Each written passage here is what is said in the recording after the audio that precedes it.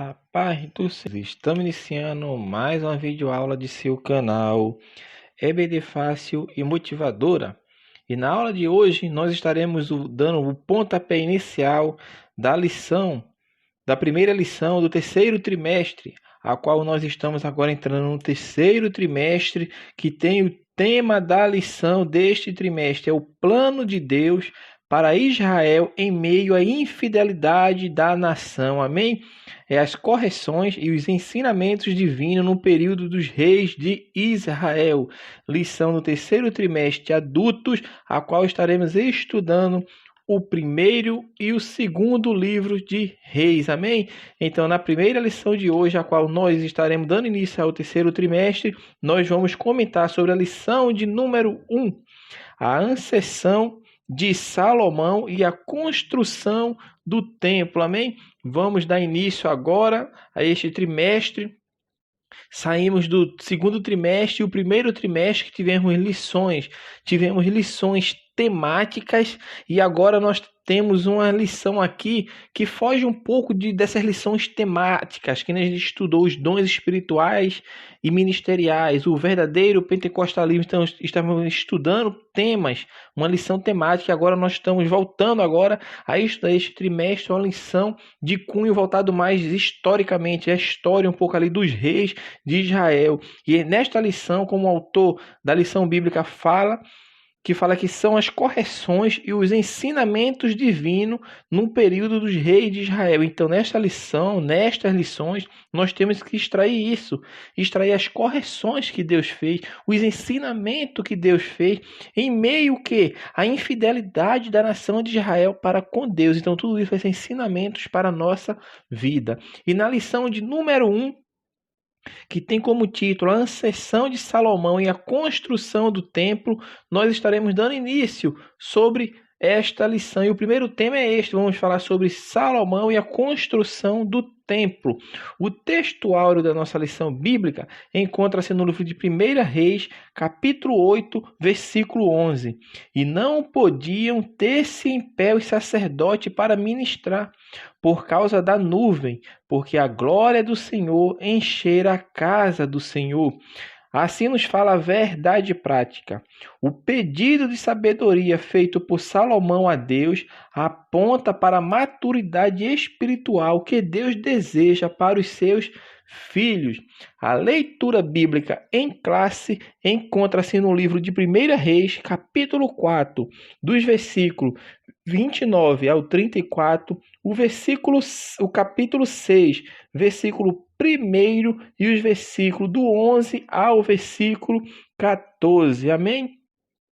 Então vamos comentar nossa primeira lição bíblica do terceiro trimestre, a ascensão de Salomão e a construção do templo. Então, já falamos para os irmãos que nesta lição bíblica nós iremos estudar o livro de 1 Reis e 2 Reis, e hoje estaremos dando início, pontapé inicial da lição do terceiro trimestre. De início, meus amados irmãos, vamos comentar um pouco sobre Salomão e sobre alguns aspectos históricos antes de adentrarmos na lição. Por quê? Porque faz mister a gente saber o contexto histórico antes de se adentrar sobre o reinado de Salomão, porque antes de Salomão assumir o trono, teve todo um conceito histórico, e nós vamos fazer um resumo aqui, não exaustivo, mas um resumo sintético para que os irmãos entendam. Primeiramente, vamos ver que o nome de Salomão significa homem de paz. Em hebraico, o nome Salomão significa homem de paz. Então tem um significado, porque todo hebreu, quando recebia o nome, todo judeu, todo israelita, quando recebia o nome, alguma coisa tinha que estar atrelada ao recebimento daquele nome. E Salomão recebeu esse nome porque tinha esse significado, homem de paz. Ele foi o segundo filho de Davi. Com quem? Com Batseba ou Betseba. A história de Betseba com Davi é bastante conhecida. Davi peca com Betseba, um pecado duplo, porque ele mata também, coloca o marido de Betseba, Urias, na linha de frente para ser morto. E foi um pecado duplo. Por quê? Porque Davi adulterou, assim como ele, com a Betseba, e causou um assassinato.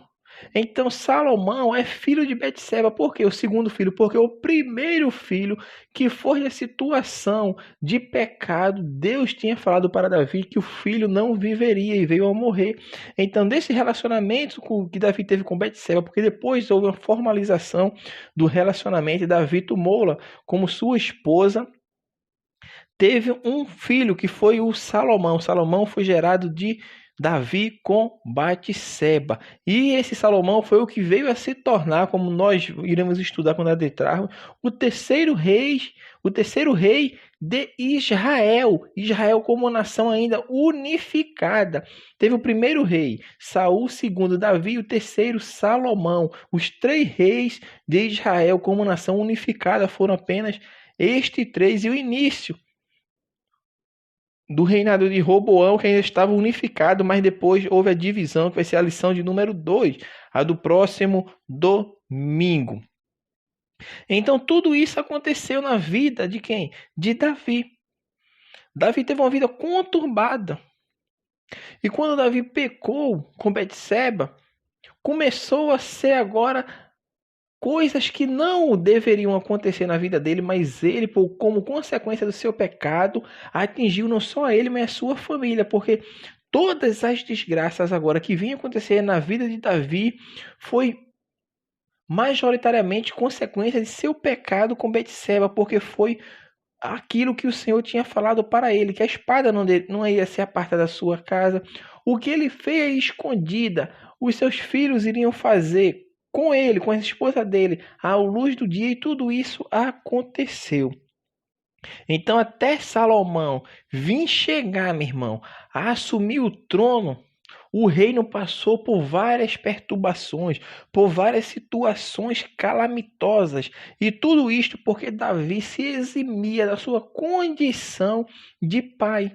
Isso é claro quando lemos o texto bíblico, percebemos isso claro, que Davi não tomava uma atitude enérgica com relação à desobediência, aos golpes de estado que seus filhos queriam assim dar contra o seu reinado. Ele não teve pulso firme. Então vemos que ele teve vários problemas com o seu filho. O primeiro problema que se tem está em 2 Samuel, capítulo 13, que vai falar sobre o quê? Sobre o incesto. Que teve um filho de Davi que estrupou a sua irmã.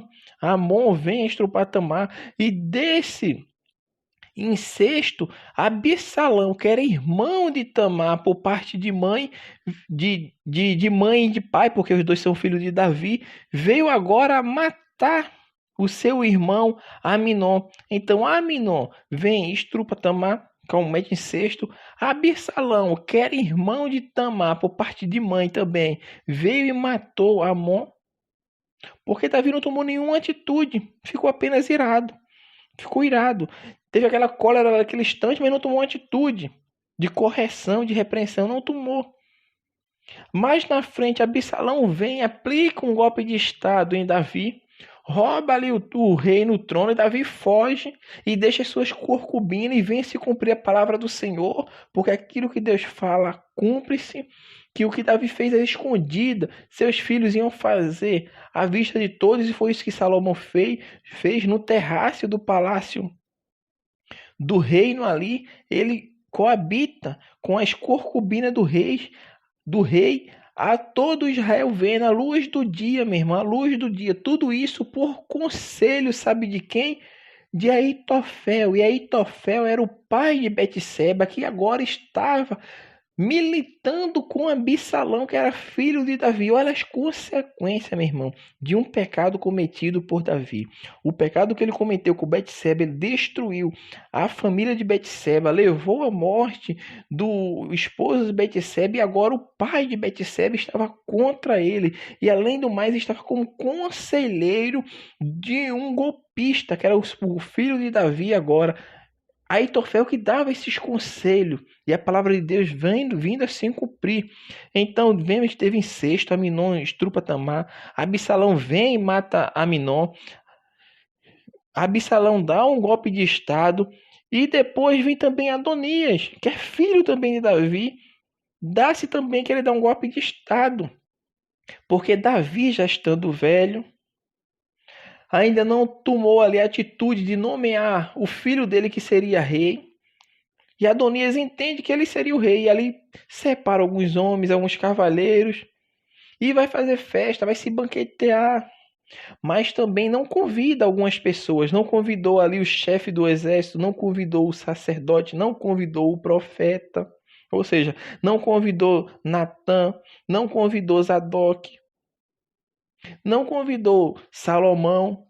E se constitui rei, sendo isso Davi já velho. E isso chega aos ouvidos de Natã, obviamente, porque o povo que saíram com ele lá, os golpistas para dar o golpe de estado, estavam tudo lá se banqueteando. E vem isso, aí chama Natã, vem Natã e fala com Batseba: Batseba, vem cá, vou te aconselhar. Davi não falou que iria colocar o teu filho Salomão como rei sobre Israel?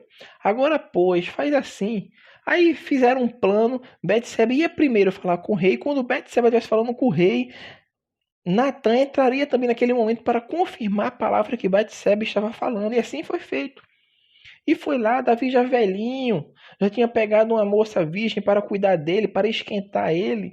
Ele não veio a ter relações com aquela jovem virgem ali, que é Abisá, que não teve, mas era apenas para cuidar dele, para esquentar o corpo dele, que ele já era velho, ficando idoso, sem friorento, né, como a gente fala.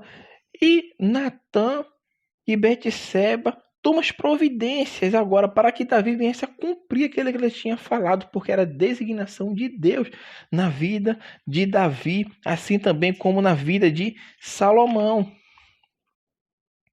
E Davi vem agora e vai cumprir aquilo que falou para Salomão, para Betseba, assim na vida e queria acontecer na vida de Salomão, que era o que Salomão iria reinar em seu lugar.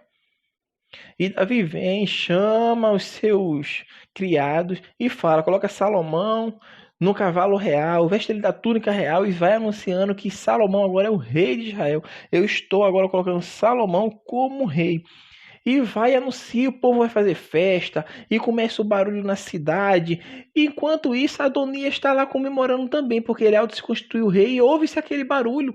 Aí vem uma pessoa de longe, o filho do sacerdote que estava com ele lá, que também tinha traído a Davi, e chega lá: que barulho é esse? Traz novas. Não, Davi constituiu Salomão como rei, está lá sentado no trono do rei. E a festa de Adonias acaba naquele mesmo momento. E todos saem desesperados com medo, porque certamente Salomão vai mandar matar todos os golpistas. E Adonias, o que Adonias faz? Vai lá, corre lá para a tenda da congregação, e sabe o que ele faz, meu irmão? Ele se agarra nas pontas do altar de sacrifício que ficava no pátio ali do tabernáculo. E isso chega ao ouvido de Salomão, porque Salomão agora já é rei. E Salomão fala: se tu for homem de bem, nada vai te acontecer. Agora, se for homem mau, vai te acontecer. E Adonias vinha a Salomão e Salomão fala: vai-te em paz, vai-te em paz. E dispensa ele. Mas aí, meu irmão, o desenrolar da história depois muda. Porque Salomão agora já está reinando. Davi dá conselhos a Salomão, e dentre esses conselhos está alguns as pessoas que Davi fala: Joabe, que foi meu general, ele não é de confiança, porque ele me traiu. Ele me traiu. Quando o general Abner veio para mim em paz, homem justo, com aqueles dois homens, ele agiu de trairagem e matou Joabe e os que vieram com ele sem o meu consentimento. Mas tu, Salomão, tu tens sabedoria. Olha o que Davi fala para Salomão, que Salomão já tinha sabedoria, meu irmão. Antes de Deus lhe dar mais entendimento, Salomão já era um homem sábio, como o autor da lição fala. E Davi dá instruções sobre Joabe, sobre Simei também, sobre Abiatar, que era o sacerdote, que era da descendência ali que vinha de Eli. Só que o Senhor tinha falado para Eli, porque os seus filhos tinham prevaricado do sacerdócio, que o sacerdócio da família de Eli seria cortado, e foi cortado agora com Abiatar, porque Abiatar deixa de ser o sacerdote, agora entra Zadok, para se cumprir, a palavra de Deus fala, para se cumprir aquilo que Deus tinha falado à casa de Eli. E Davi dá todas as instruções falando quem é quem, e é isso que veio acontecer. E Salomão já reinando, Salomão já está reinando, meu irmão. Adonias, mesmo assim, queria usurpar o trono de forma indireta. Por quê? Porque ele vem para Betseba, Betseba pergunta, tua vinda é de paz? E ele fala, é de paz. Eu venho aqui porque eu sei que o rei te escuta, porque você é a mãe dele. Você poderia pedir ao rei que ele me concedesse a concubina que era do rei Davi, do nosso pai, a Abisaque, aquela jovem virgem que cuidou do rei nos seus últimos dias, me conceder ela para mim como mulher. E Betseba vai e fala que ele é Salomão. E Salomão fala, ué, você, minha mãe, não está conseguindo discernir. Observe que Salomão já tinha sabedoria, discerniu o intento que está no coração de Adonias. Por quê? Porque se ele está querendo a esposa que era do rei, logo ele está querendo se tornar rei, está querendo novamente usurpar o trono, querer dar um golpe de estado, e Salomão percebe aquilo. Salomão já tinha livrado Adonias disso. Salomão já tinha livrado Adonias, porque ele foi lá e pegou na ponta do altar e Salomão liberou ele, vai-te em paz. Se tu for homem de bem, nada vai te acontecer, mas se for mal vai acontecer. E Salomão vem aquilo, o seu conhecimento, e ele percebe que, ó, daqui a pouco ele vai pedir o reino, vai pedir também a Abiatar, vai pedir também a Abiatar, não, vai pedir também a Zadok, vai pedir também a Natã, vai querer tudo para ele. Vai e mata, dá ordem para que Benaia, se eu não me engano, Benaia, vá e mate Adonias, e Adonias assim é morto, meu irmão. É morto. E Joabe, ouvindo tudo aquilo que Salomão está fazendo, vai também, corre lá com medo e se agarra também na ponta do altar. Vou me agarrar na ponta do altar, porque eu ouvi que quando Adonias se agarrou na ponta do altar, ele mandou ir em paz, mas com ele não teve misericórdia não, filho. Vai lá e mata ele também. E Joabe foi morto. E Salomão começou agora a usar a sua sabedoria para fazer tudo aquilo que, por certo, Davi deveria ter feito, mas não fez. Mas Salomão agora vem e dá ordem para fazer, porque todos os usurpadores, Adonias morre. Absalão já tinha morrido, meu irmão. Não sei se o irmão, se lê a história lá em 2 Samuel, por isso é bom ler, meu irmão, a Escritura Sagrada, ler para se situar na história bíblica, no relato bíblico, no contexto histórico, para falarmos da lição. E essa lição, como está falando de livros históricos, os 2 livros de Reis, faz-se misto, meu irmão, nós lermos a história e entendermos. Absalão já tinha sido morto, mas no reinado de Salomão morrem Adonias, seu irmão, Joabe também morre, e Simei também morre. Simei é aquele, quando Davi estava fugindo, vinha atrás de Davi, amaldiçoando Davi. E Davi não matou ele a espada, mas deixou ele vivo. Mas Davi deu instruções contra ele a Salomão. E Salomão manda ele para uma terra e diz, não saia dessa terra, porque se você sair de certo, você vai morrer. E passou-se 3 anos e ele saiu daquela terra atrás de 2 servos seus que fugiram. E isso chega ao ouvido de Salomão. E Salomão vem e mata, ou seja, os usurpadores do trono, aqueles que tentaram fazer com que a vontade de Deus não se cumprisse na vida do servo dele, do servo a quem Deus tinha escolhido para reinar, agora estava eliminado. Por isso vem agora, e por isso o reino de Salomão é um reino de paz, meu irmão. É um reino de justiça, é um reino onde estava imperando, não tinha guerra, o reino se expandiu.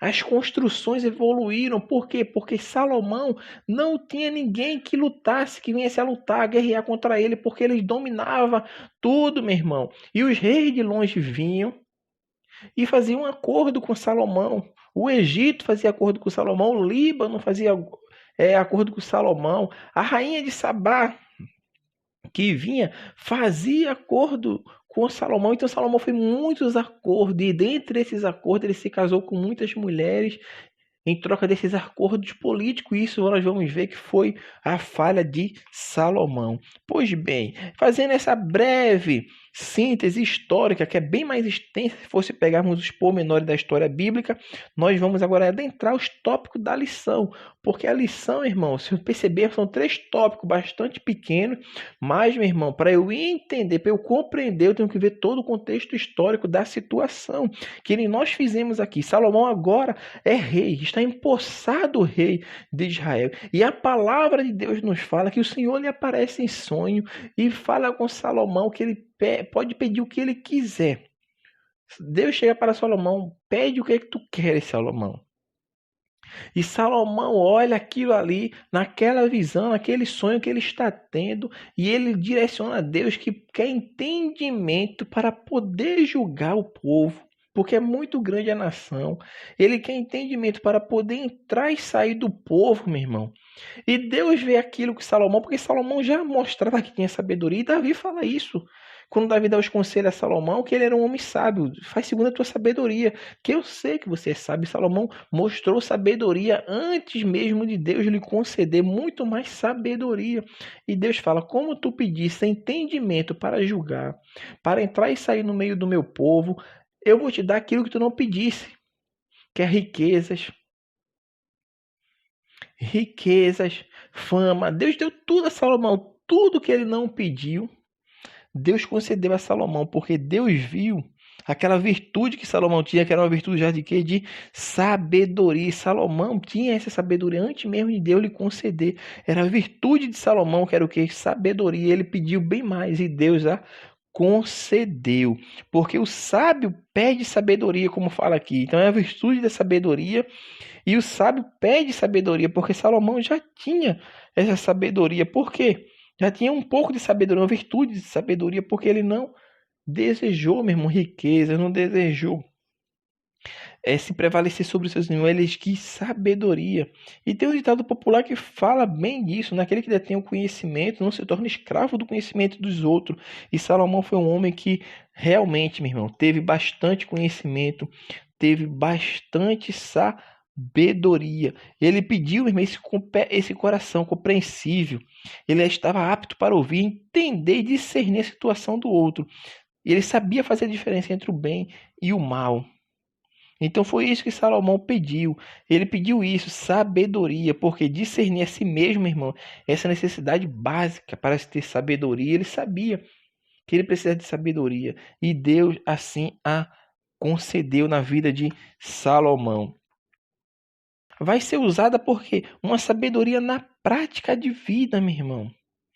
Na prática de vida. Por quê? Porque se os irmãos perceberem no texto bíblico, quando Deus lhe concede entendimento, sabedoria que Salomão tinha pedido, logo vem uma situação que na época era uma situação de extrema dificuldade de ser resolvida, que é quando duas mulheres vêm a Salomão, uma com um menino morto e outra com um menino vivo, e as duas alegando que o menino que estava vivo era filho delas. Uma dizia, esse filho é meu e o dela é o morto, e a outra dizia a mesma coisa. E Salomão ali tem sabedoria de Deus e resolve aquela situação, que é um texto bastante conhecido das Sagradas Escrituras. E Salomão usou essa sabedoria ali, porque ele recebeu de Deus a sabedoria e resolve o caso, e todo o povo fica maravilhado, porque não tinha, irmão, exame de DNA. Hoje era fácil, mas seria mais fácil. Fazia o exame de DNA e via quem era o filho, mas na época não tinha. E a sabedoria que Salomão tinha, ele usa isso para resolver. Então era a prática da sabedoria. Era a sabedoria na prática de vida de Salomão. Observe que Salomão era dotado, ele era portador da sabedoria de Deus, mas ele não era dotado. Eu gosto de falar sempre essas duas palavrinhas, portador e dotado. Ele era o portador da sabedoria, mas ele não era dotado da sabedoria de Deus. Ele tinha uma dotação, ele tinha uma dotação da sabedoria natural. Vamos falar assim, da sabedoria natural, não da sabedoria que vem de Deus, o vislumbre da sabedoria de Deus. Como no caso que aconteceu dessas duas mulheres. Foi o quê? Foi a manifestação da sabedoria divina na vida de Salomão. Foi Deus que deu a solução para Salomão. A sabedoria que ele detinha era a sabedoria, meu irmão, natural. A sabedoria que se aprende. Só que Deus o dotou dessa sabedoria. Deus deu conhecimento a Salomão. Salomão era uma pessoa super autodidata. Por quê? Porque ele lia uma só vez e aprendia. E já sabia. Ele não precisava ficar consultando os livros novamente. Ele lia e aprendia e já estava na mente dele. Era sabedoria natural, mas é a sabedoria que vem de Deus. Aquela forma pontual que Deus age, Salomão não tinha. Por isso, a sabedoria que é de Deus, que vem de Deus para o ser humano, que acontece de forma pontual, o ser humano, ele não é dotado dessa sabedoria. Ele é portador, porque ele tem o Espírito Santo de Deus na vida dele. Hoje, vamos falar nós na nossa dispensação. Nós temos o Espírito Santo na nossa vida, e essa sabedoria pode ser manifestada na nossa vida, assim como foi na vida de Salomão. Porém, Salomão, ele tinha sabedoria, que fala lá em Tiago, capítulo 1, versículo 5, é a sabedoria natural, que Deus dá deliberadamente a todo homem, aquele que pedir sem fazer acepção de pessoa, tem essa sabedoria natural que todo homem tem. E mesmo o homem tendo essa sabedoria, mesmo sendo usado por Deus na dotação da sabedoria que vem de Deus, ele se torna um homem um pouco falho se ele não se atentar para aquilo que Deus lhe fala. Porque Deus falou a Salomão que ele deveria seguir todos os mandamentos, assim como seguiu Davi, andar com Deus, cumprir os estatutos e obedecer a Deus. Mas Salomão começou agora a fazer o contrário. Por quê? Porque começou a se ensoberbecer. De que maneira, meu irmão? Porque o reino dele cresceu, foi firmado em paz e em justiça. O reino estava em festa, poderia fazer festa, porque não estava em guerra com nenhum outro reino. Mas agora Salomão vem e começa a colocar carga pesada sobre o povo. São julgos pesados, meu irmão. Por quê? Porque ele faz o que ali? Organizou tributos, meu irmão, contribuições no reino, de tal forma que a cada mês, observe só, a cada mês, uma tribo era encarregada de manter o palácio real. Está em 1 Reis 4:7, ou seja, são 12 tribos de Israel. Por mês, uma tribo era selecionada e aquela tribo tinha que manter o palácio real. E era gasto, meu irmão, para manter o palácio real com todos os súditos que Salomão tinha. Era muito gasto. E isso foi um cargo muito pesado sobre as tribos. Por quê? Porque praticamente as tribos tinham que trabalhar 11 meses durante o ano, já pensando também como pagar os tributos ao palácio real, porque era um mês de tributo que tinha que pagar aquela tribo. Então, meu irmão, isso tudo mostra que os servos vieram a reclamar. Isso vai ser visto na lição que vem, na lição do próximo domingo. Que o povo foi e reclamou com quem sucedeu Salomão para tirar essa carga, que era uma carga muito pesada. Além disso, Salomão pegou 30 mil israelitas para serem seus escravos, meu irmão. Para serem seus escravos mesmo. Ele separou 30 israelitas. Isso está lá em 1 Reis 5:13. Meu irmão, foi uma coisa muito pesada que Salomão colocou sobre o povo e não tirou. Observe que o homem sábio, que tinha sabedoria para julgar, que tinha sabedoria para entrar no meio do povo e sair do meio do povo, estava se deixando levar pela ganância, meu irmão, pela glória do seu reinado, porque tudo isso foi glória do seu reinado, meu irmão. O reino foi estabelecido em paz, Salomão trouxe muita riqueza para o povo, mas a palavra de Deus fala que o orgulho precede a ruína. E os desvios foram chegando ao pouco, meu irmão. Não chega de uma vez. As coisas não acontecem de uma vez. Não. Vai acontecendo aos poucos. E Salomão foi dando brecha, foi dando vazão. Como nós falamos, ele começou agora a fazer acordo político. Mas nesses acordos políticos, em troca, ele se casava com as princesas dos outros reinos. Se casou com princesa egípcia. Se casou com moabitas, com midianitas. Se casou com todos os tipos de pessoas que Deus tinha proibido de se casar. Mas além do mais, além dele se casar, agora ele começa agora a levantar templos pagãos para agradar a cada uma de sua esposa e começa a erguer templo para Moloque, começa a erguer clama para todo tipo de Deus estranho e que fazia com que o povo venha se afastar de Deus, inclusive ele, porque as suas mulheres foi que corromperam o seu coração. E Salomão fez tudo isso, e além de se ajoelhar também e de adorar falsos deuses. Então as coisas começaram a desandar na vida de Salomão. Por quê? Porque é o que a palavra de Deus nos fala: o orgulho vai preceder a ruína. E isso já tinha sido estabelecido na lei. Moisés já tinha deixado isso escrito lá em Deuteronômio 17, 16 e 17. Fala: porém, não multiplicará para si cavalo. Mas Salomão tinha 12 mil cavaleiros. Quantos cavalos não tinha? Ele tinha 4 mil estábulos para cavalo, meu irmão. E isso era negociado para o Egito. E Deus tinha falado: não vai retornar esse caminho, vocês não devem voltar ao Egito. E Salomão estava voltando ao Egito, multiplicou cavalo. Olha o que fala. Vamos ler o versículo de Deuteronômio 17, 16 e 17.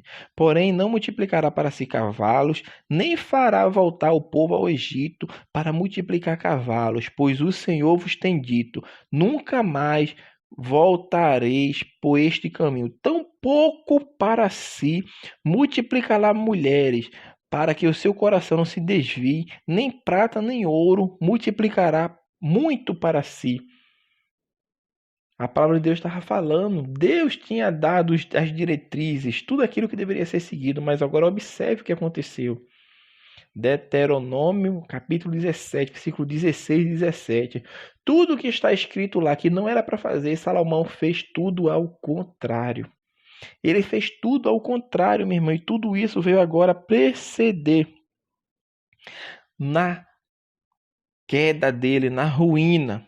E ele caiu, meu irmão, porque ele construiu templos pagãos, como nós falamos. Ele começou agora a ter dinheiro, a ter ganância.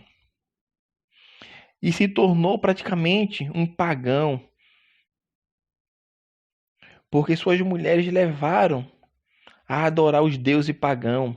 Astarote, Quemos e Milco. Tá lá, 2 Reis 23:13. Salomão, sim, meu irmão. Ele começou a adorar os deuses pagãos. Então o dinheiro e a ganância agora começaram a fazer parte de sua vida. Não é pecado ter dinheiro, mas amor ao dinheiro é a raiz de todos os males. Salomão agora com certeza começou a ter amor ao dinheiro. Por que ele começou a ter amor ao dinheiro? Porque ele se preocupava mais agora em ter do que fazer. A ganância cresceu no seu coração. Ele agora não queria apenas para cima, queria mostrar a grandeza, talvez o orgulho, a soberba tenha crescido no seu coração, e ele se apegou de tal maneira ao dinheiro que começou a fazer alianças. Ou seja, a pessoa quando é gananciosa, quando tem dinheiro, quando quer mostrar, ele quer se aparelhar, ele quer se achegar, ele quer fazer acordos agora com pessoas que eles consideram que vai ter benefício daquela pessoa e começa a menosprezar os seus súditos, o que foi o que aconteceu. Ele deixou de ver seu súdito, começou a escravizá-lo, certamente pagando um salário indevido, ou nem pagando um salário devido, ou retendo grande parte daquilo, ou praticamente tudo, mas começou agora o dinheiro e a ganância, e posteriormente também o amor, não o amor, o amor à luxúria, vamos falar assim. Não vamos afirmar, como o autor da lição fala, a que Salomão cometeu, incorreu com a luxúria. Mas, meu irmão, olha o que o homem tinha. O homem tinha 700 mulheres e 300 concubinas, eram 1000 mulheres. Então, certamente, meu irmão, certamente, porque muitas delas eram de acordos políticos, mas também era que o homem era soberbo.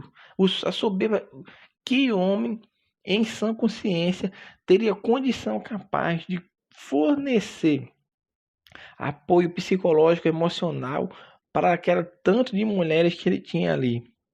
E a palavra de Deus já tinha falado lá em Deuteronômio, como nós lemos, que ele não deveria multiplicar a mulher para si, ele multiplicou. Ele não deveria multiplicar muito ouro nem prata, ele deveria ter o necessário para se manter, mas ele multiplicou também tudo isso. Então o dinheiro, a ganância, meu irmão, o sexo na vida de Salomão, o poder e a ambição por esse poder fez com que Salomão se deteriorasse a sua vida espiritual, de chegar ao ponto de adorar deuses pagãos. Então tudo isso incorreu na vida de Salomão. Então o orgulho precede a ruína, como a palavra de Deus nos fala. Então que Deus nos livre e nos guarde, porque essa lição veio para mostrar isso. As correções de Deus e os ensinamentos de Deus neste período dos reis de Israel. E nós estamos estudando, praticamente vamos estudar os reis de Israel. E nessa primeira lição nós estamos estudando sobre o rei Salomão. De Salomão e nós vamos estudar. Então nós percebemos aqui que com Salomão nós estamos aprendendo isso, meu irmão. Que não devemos dar vazão à ganância, à riqueza, nem à luxúria, ao sexo, nem muito menos ao poder e à admiração, porque há pessoas até no meio evangélico, no meio cristão, que acham que para fazer alguma coisa para Deus ele tem que deter o poder, ou seja, ele tem que ter uma posição, tem que ter um cargo, tem que ter um título, mas não necessariamente isso, meu irmão. Para fazer a obra de Deus, para fazer a vontade de Deus, independe se eu tenho poder ou se eu estou sendo admirado pelos outros. Isso não compete, isso não deve ser feito. Por quê? Porque a motivação está sendo errada, está buscando a glória para si, não a glória para Deus. Porque quando se busca a glória para Deus, ele procura direcionar a sua vida, a sua adoração, o seu serviço exclusivamente para Deus, sem se preocupar com A ou B que está lhe batendo palma, está lhe aplaudindo, lhe vendo. Não, mas ele faz aquilo por ser servo do Altíssimo, ser servo de Deus. Então a lição também, meu irmão, vem nos mostrar isso, que esse poder, essa ambição que muitas pessoas têm de alcançar status na vida eclesiástica, está fazendo de forma errada, de forma errônea, buscando ambição e poder de forma errada, porque quem tem que essa honra? A não ser aquele a quem Deus, meu irmão, o chamou, a quem Deus escolheu. Então ninguém toma essa honra para si, a não ser aquele a quem Deus o chamou. E como nós estamos falando uma lição bíblica, assim como um esboço, uma pregação, uma homilia muito boa, nós devemos acabar com o quê? Com a parte boa.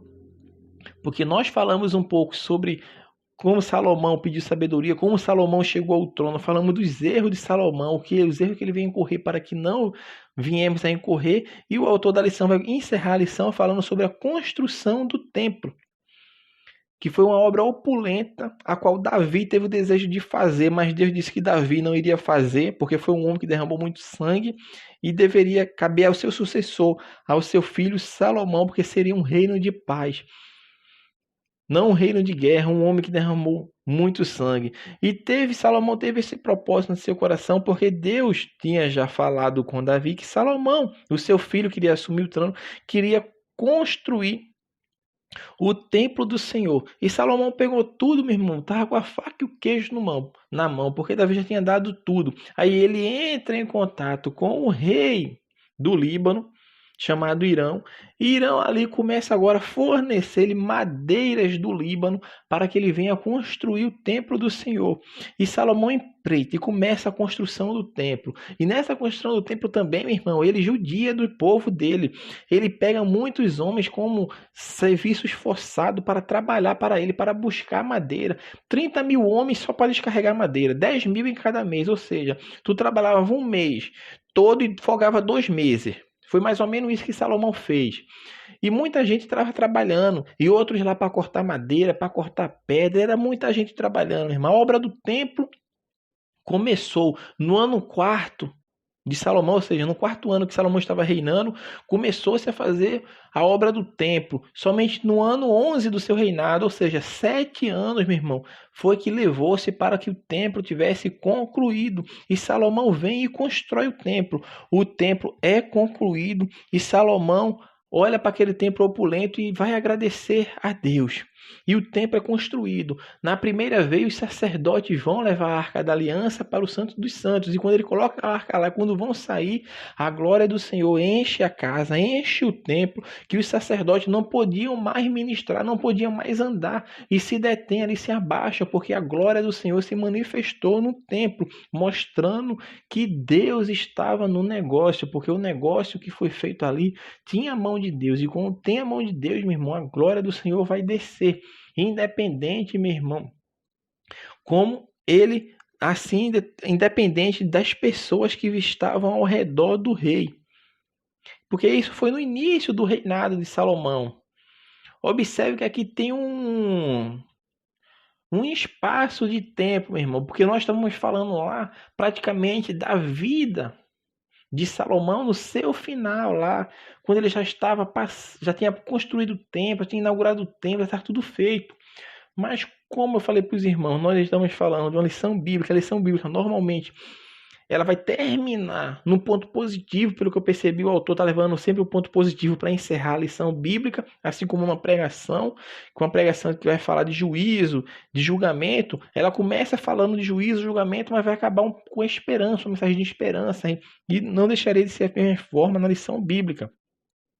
Então o templo foi construído, a glória do Senhor desce ao templo ali nesse primeiro momento, e Salomão faz o seu discurso, agradece a Deus, e quando ele termina tudo aquilo, o Senhor aparece a ele. As duas vezes que Deus apareceu a Salomão foi nessa.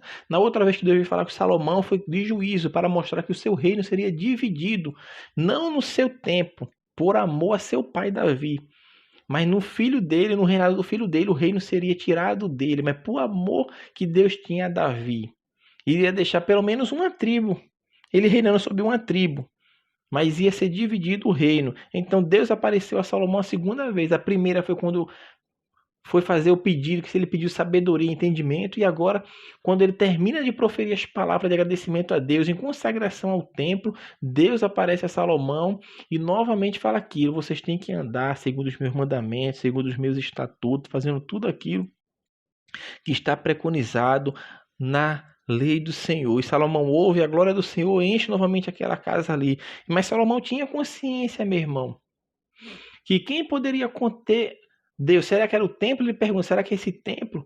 Porque nem os céus dos céus conseguem conter esse Deus, meu irmão. Salomão já estava mostrando ali que Deus não é homem para que habitar em templos. Ele fala, Deus não habita em templo feito por mão de homens.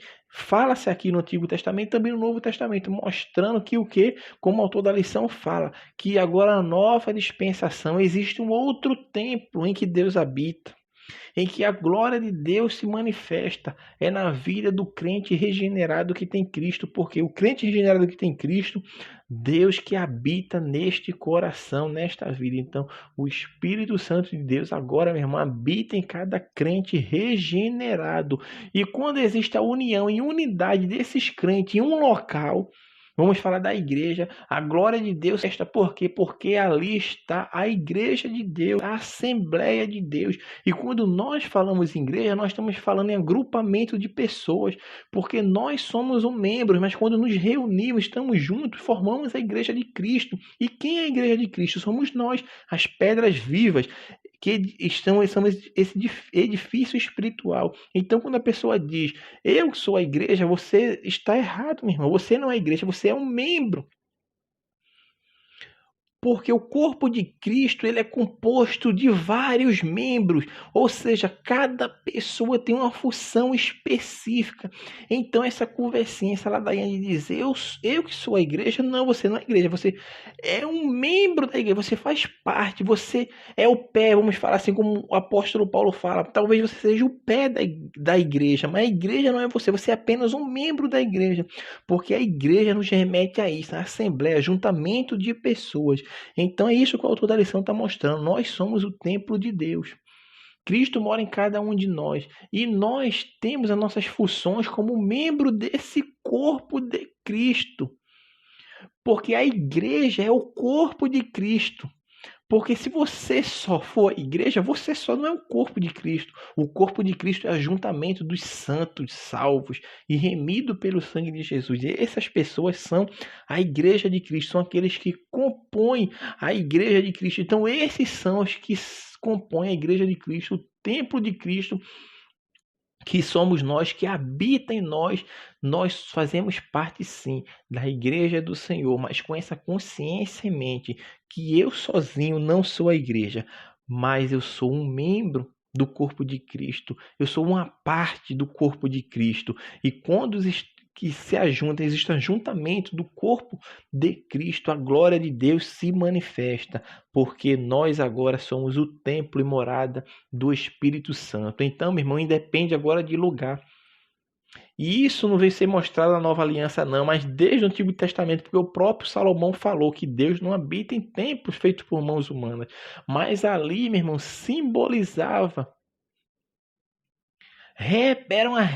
O templo era um lugar representativo da presença de Deus. Era um lugar representativo da presença de Deus.